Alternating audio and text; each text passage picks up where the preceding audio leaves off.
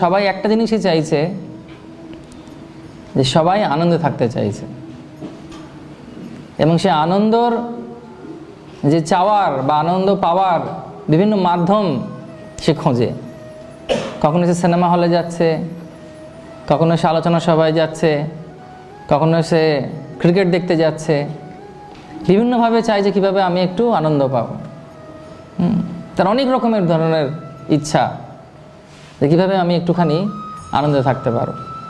কিন্তু সে আনন্দ পাওয়া এই জড়জগতে তার প্রকৃত আনন্দটি কী, কীভাবে আমরা এই আনন্দ খুঁজে পেতে পারবো, সেই সম্পর্কে আমরা 30 মিনিট আলোচনা করব। 30 মিনিট হলে চলবে? কোনো অসুবিধা নেই তো? সবাই রাজি তো? হ্যাঁ, তো আমি 4জন বন্ধুর গল্প বলবো যারা ওই আনন্দ খুঁজতে গেছিল। কলকাতায় থাকে 4 বন্ধু, ভালো করে শুনবেন। কজন বন্ধু? 4জন বন্ধু আনন্দ খুঁজতে গেছে। বলছে আমার এই ভালো লাগছে না, খুব আনন্দ চাই, খুব এনজয় করব, এবং সেই কারণে অনেক দিন ধরে টাকা জোগাড় করেছে। টাকা জমিয়ে জমিয়ে জমিয়ে জমিয়ে অনেক কষ্টে ভিসা পেয়েছে আমেরিকা যাবার, এবং 4 বন্ধু আমেরিকা গেছে। 4 বন্ধু আমেরিকা যাবার পর নিউ ইয়র্ক যে নগর আছে, সেই নগরের একটা বড় হোটেলে গিয়ে উঠেছে। তারা কি খোঁজ করতে এসেছে? কি চায়? আনন্দে থাকবে। এবং সেই গগনচুম্বী অট্টালিকা, যেখানে 100 তলায় উপরে থেকেছে, সবথেকে উপরে থাকবো, সবথেকে ভালো জিনিস দেখবো, এত টাকা খরচা করে এসেছে যখন, একদম কোনো কিছুতে কম যাতে না হয়। তো 100 তলায় একটা ফ্ল্যাট নিয়েছে। সে ফ্ল্যাট নিয়ে সেখানে 4 জন আছে। সকালবেলা ঘুরতে বেরিয়েছে, সাইড ট্যুর, বিভিন্ন জায়গায় ঘুরতে বেরিয়েছে। তো রাত্রেবেলা যখন ফিরে এসেছে দেখছে যেটা আমেরিকাতে হবার কথা নয় সেটা হয়ে গেছে। কি? লোডশেডিং। আর কতলায় ফ্ল্যাট নিয়েছে? বোঝা যাচ্ছে কি? লিফট চলবে না আর। এবং মুহূর্তের মধ্যে তাদের মাথার মধ্যে একটা সন্দেহ হলো, তাহলে কি হবে? আমার তো অবস্থা খুব খারাপ হয়ে যাবে, আমাদের খুব দুঃখ হবে, কষ্ট হবে, আনন্দ করতে গিয়ে নিরানন্দের মধ্যে পড়ে গেলাম, তো কি করা যাবে? তখন ওরা নিজেরা ঠিক করলো যে 100 তলায় তো উঠতে হবে, কারণ আমরা এত ক্লান্ত, অবশ্রান্ত, এবং খাবার দাবার সব উপরেই রয়েছে।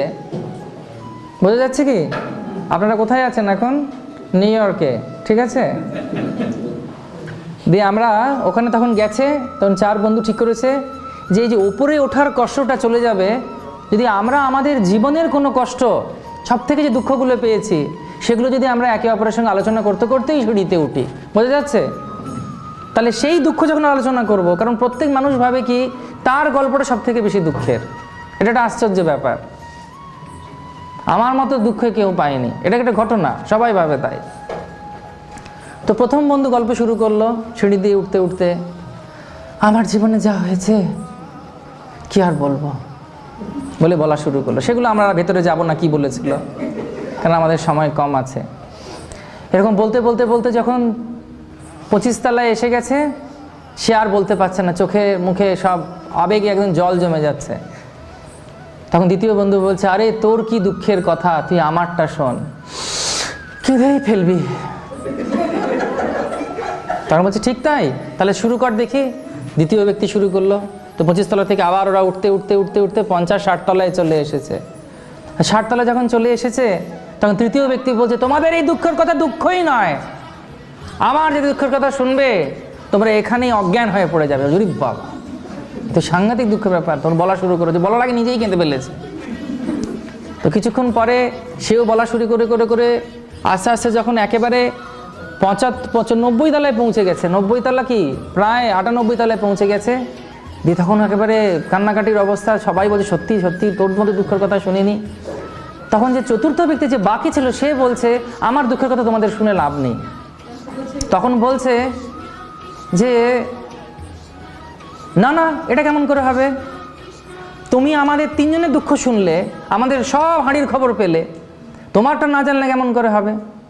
তখন বলছে দেখো, আমার দুঃখের কথা তোমরা যদি শোনো, তোমাদের কিন্তু সত্যিই খুব কষ্ট হবে, তোমরা কিন্তু সহ্য করতে পারবে না। বলছে না আমরা শুনবো, বলো।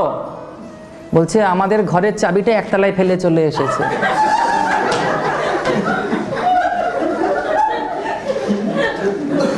ততক্ষণ ওরা 99 তলায় পৌঁছে গেছে এবং সঙ্গে সঙ্গে যে বাকি যে 3 জন ছিল ওখানে ধপ করে বসে পড়েছে। কেন আমি এই গল্পটি বললাম, কেনই আলোচনাটা করলাম? কারণ প্রত্যেক ব্যক্তির, মানুষের এখন অবস্থা কিন্তু এই আনন্দের খোঁজ করতে গিয়ে চাবি হারিয়ে যাওয়ার মতো। জড়জগতে প্রত্যেকে কিন্তু এই আনন্দ খোঁজার জন্য যাচ্ছে, কিন্তু সবার ওই যে আনন্দের চাবিটা একতলায় পড়ে আছে।